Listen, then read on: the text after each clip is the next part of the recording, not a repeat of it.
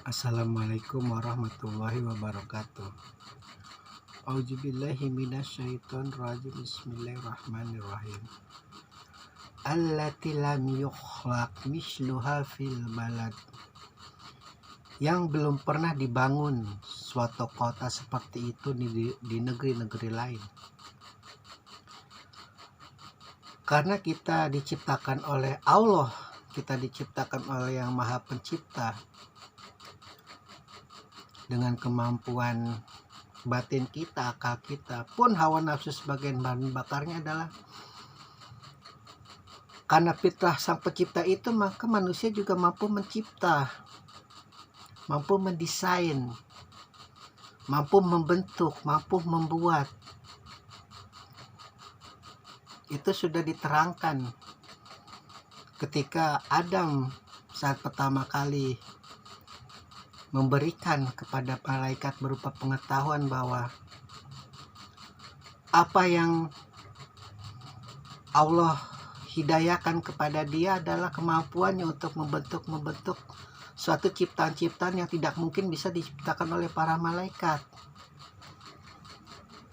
Kemampuan akalnya, kemampuan batinnya, dan cara penyembahannya pun, meskipun para malaikat mempunyai makam yang fitrahnya suci, tidak mungkin kesuciannya itu istilahnya, mau dari godaan dari luar biasa bagaimanapun, fitrah kesuciannya itu tidak akan mungkin terusik. Lain dengan manusia.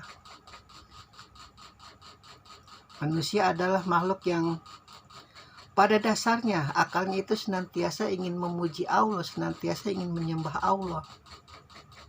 Pada dasarnya. Namun karena kemampuan manusia itu terbatas, kemampuan manusia itu memiliki semacam kelemahan karena bersatu dengan fisik dalam tubuhnya, maka ketika dia untuk proses mencipta, membuat atau membangun sesuatu itu mempunyai jalan buntu, lalu ada bisikan-bisikan dari hal-hal yang lain bahwa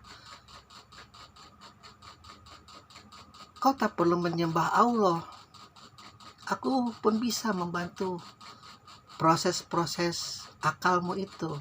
Itu yang disebut namanya bisikan dari setan yang terkutuk. Wallahu alam.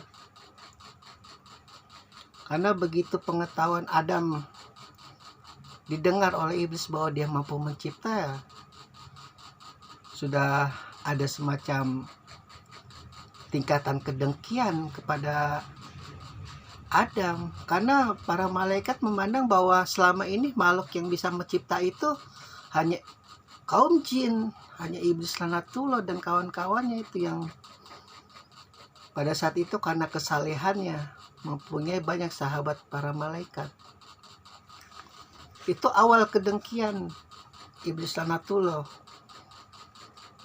karena ternyata Allah pun memberikan hal yang sama kepada Adam, mampu mencipta.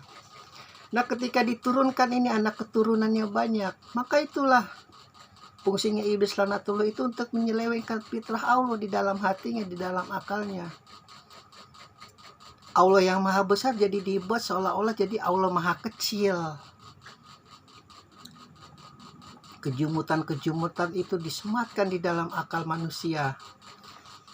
Jadi kau tak perlu mencipta apa-apa, udah sembah saja Allah. Biar yang mencipta itu orang-orang kafir, orang-orang yang tidak mempercayai Allah. Biar mereka nanti diajab. Itu strategi iblis memang seperti itu.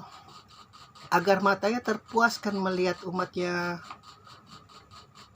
Adam dari sejak diturunkan ke bumi hingga kiamat itu merasa menderita lahir batin di dalam usahanya untuk menemui jalan kebenaran, jalan yang lurus yang terus dikobarkan oleh para nabi dan para rasul. Kaum Ad pun mengalami hal-hal logika sesat semacam itu. Ketika dia merasa mampu menciptakan bangunan-bangunan yang begitu tinggi pada zamannya, yang dimana negeri-negeri lain tidak mampu menciptakan. Digoyang sama iblis akalnya.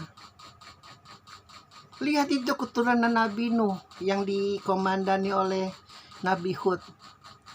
Hanya petani. Kita bisa membangun gedung-gedung yang sangat megah pada zamannya. Mungkin ya kalau dikategorikan zaman modern seperti sekarang ini, di mana di kota-kota gedung-gedung pencakar langit sudah menjulang sangat besar. Negeri-negeri kaum kapitalis, negeri-negeri kaum liberalis, negeri-negeri kaum ateis. Dan ditambah lagi dari kaum agamawan ya, terutama agama samawinya ini. Alhamdulillah, memang pendidikan sudah sangat,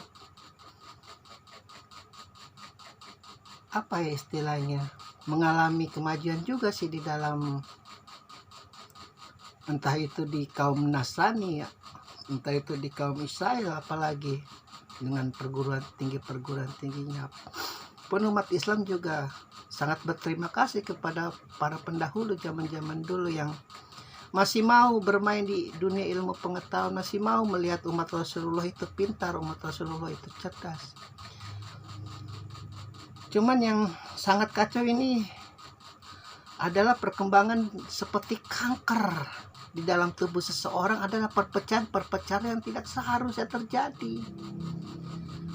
Karena emang kaum imperialis itu strateginya adalah mengadu domba. Bukan hanya Belanda yang mampu mengadu domba, karena masternya adalah iblis laknatullah. Jadi seolah-olah ketika kita sudah saling memakan daging saudara kita sendiri, mereka sebagai penolong, sebagai pelindung. Itu kalau di Iran itu strategi-strategi semacam itu sudah sangat dikobarkan oleh para pejuang-pejuangnya. Kebencian kepada Amerika, apalagi strategi-strategi mereka untuk meluluhlantakan Timur Tengah itu sudah sangat terbaca. Namun apa daya, karena umat Islam sendiri di satu sisi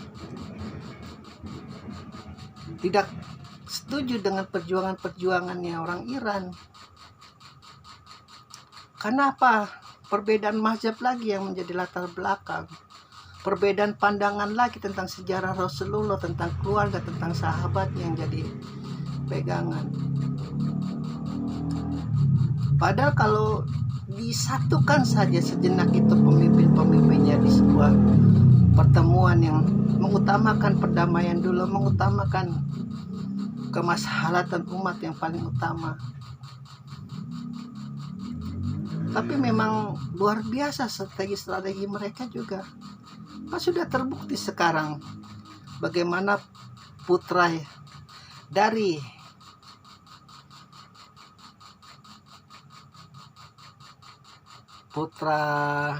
mahkota dari kerajaan Saudi sudah terbukti dengan banyak bukti bahwa dia membunuh seorang pejuang yang membeberkan kebenaran tentang lingkungan keluarga kerajaan, namun dibunuh.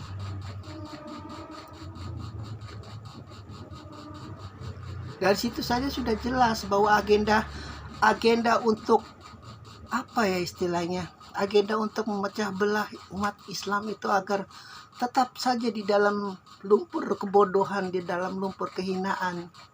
Biar kami saja yang membangun, biar kami saja yang sebagai pelindung, istilah pelindung dunia, pelindung perdamaian. Padahal di belakang itu semua yang mereka cari adalah kekuasaan, harta, dan menjadi seperti mental kaum Ad yang durhaka kepada Nabi Hud, seperti kaum Samud yang durhaka kepada Nabi Saleh. Jadi pergerakan umat Islam itu diperhatikan, dilihat. Jika ada satu saja yang tidak sesuai dengan perjalanan apa yang jadi rencana globalisasinya, itu langsung dibungkam, langsung. Tapi bukan dengan mereka, dengan umatnya sendiri caranya. Itu luar biasanya. Apa yang terjadi pada zaman dahulu